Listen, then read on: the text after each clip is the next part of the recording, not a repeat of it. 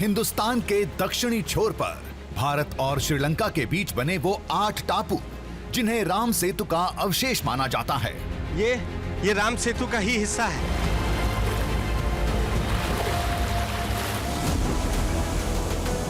हिंद महासागर के मध्य में रेत से बना एक विशाल चरण चिन्ह। पुराणों के मुताबिक जो श्री राम का माना जाता है। ये पूरा टापू चरण के आकार का है। वाकई विश्वास नहीं हो रहा है। ये हो कैसे सकता है?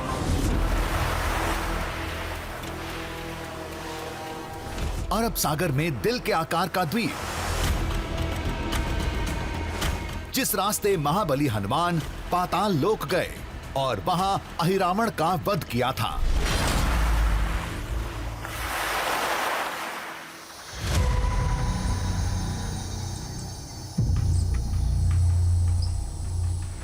आधुनिक कर्नाटक में पौराणिक किष्किंधा नगरी के साक्ष्य,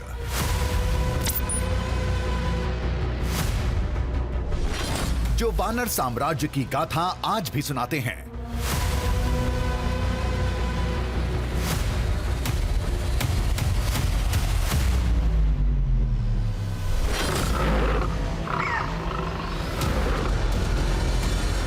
खूंखार बाघों से भरा मध्य प्रदेश का बांधवगढ़ जंगल, जिसके सबसे घने इलाके में है लक्ष्मण किला, जहां से लंका पर निगाह रखी जाती थी।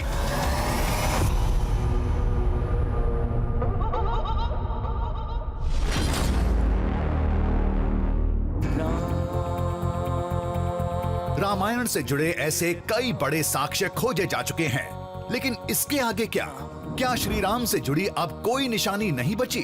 क्या राम कथा के अब किसी नए प्रमाण का वजूद नहीं रहा?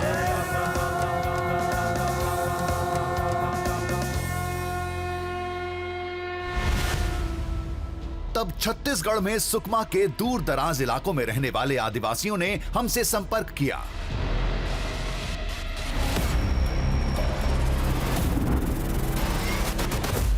कहते हैं सुकमा के इस जंगल में, जो त्रेता युग में दंडक वन का सबसे अहम, सबसे घना इलाका था, इस अरण्य में श्री राम का एक अदृश्य लोक है।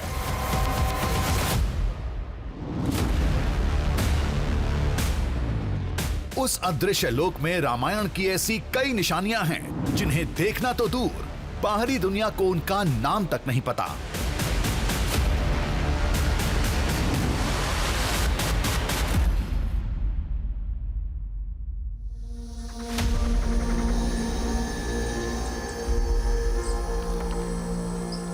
आसपास सिर्फ घना जंगल, और इस घने जंगल में मौजूद है प्रभु श्री राम का वो अदृश्य लोक जिससे बाहरी दुनिया अब तक अनजान थी। जया, हम छत्तीसगढ़ के सुकमा में मौजूद हैं और ये वो स्थान है जहां कैमरा तो दूर की बात है, यहाँ से बाहरी दुनिया के जो लोग हैं वो भी प्रवेश नहीं कर पा रहे थे, और उसकी वजह थी यहाँ नक्सलवाद का कड़ा पहरा।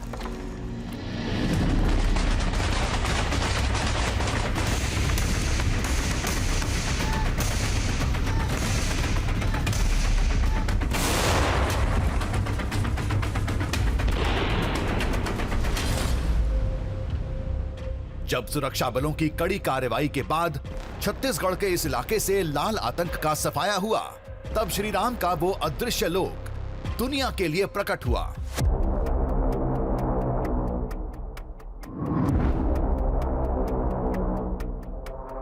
अब ये दुनिया लोगों के लिए खुली है, तो यहां मौजूद श्री राम के साक्ष्य भी हम आपको दिखाने पहुंच चुके हैं।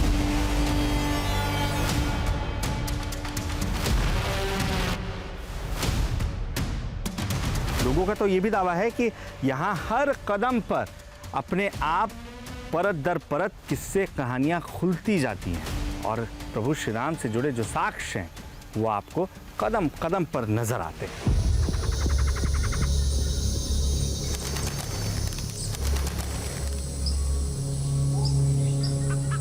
इस खोज में हमारा पहला पड़ाव था छत्तीसगढ़ का सुकमा।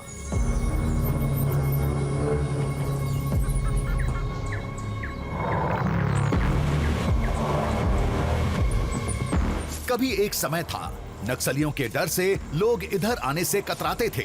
सुरक्षा बलों की हिम्मत ने उन साक्ष्यों के मार्ग अब खोल दिए हैं।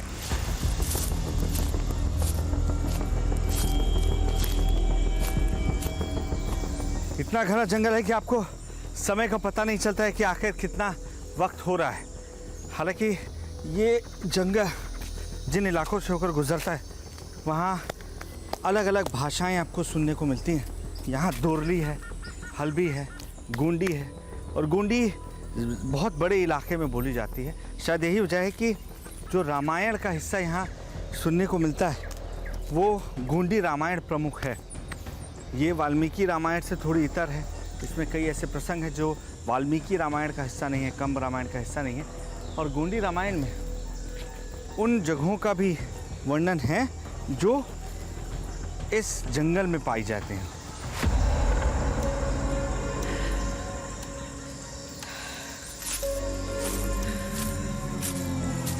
अदृश्य लोक के इस सफर में हमारा पहला पड़ाव था जंगल की वो जमीन जहां श्री राम ने शक्ति की साधना की थी, जिसका जिक्र कृत्तिवास रामायण में मिलता है।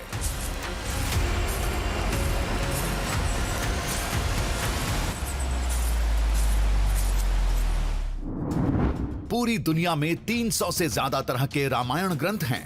इनमें से एक है बांग्ला में लिखी कृत्तिवास रामायण, जिसके मुताबिक जब श्री राम, सीता और लक्ष्मण वनवास के दौरान दंडकारण्य जंगल में थे, तब नारद मुनि ने श्री राम को देवी की पूजा करने की सलाह दी थी।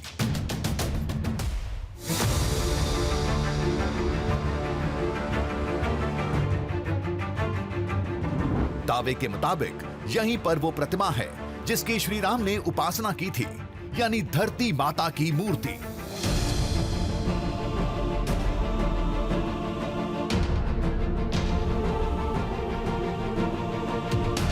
इस मंदिर का नाम रामा रामन चिटमिट्टीन अम्मा देवी मंदिर है। 1834 में इसे सुकमा के तत्कालीन शासक ने बनवाया था।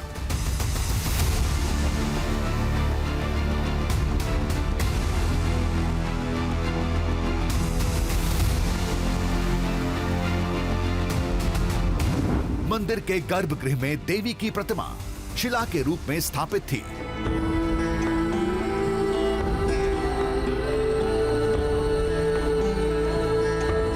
एकदम गोल, पृथ्वी के आकार की। दावे के मुताबिक श्री राम ने इसी शिला को धरती मां मानकर पूजा था।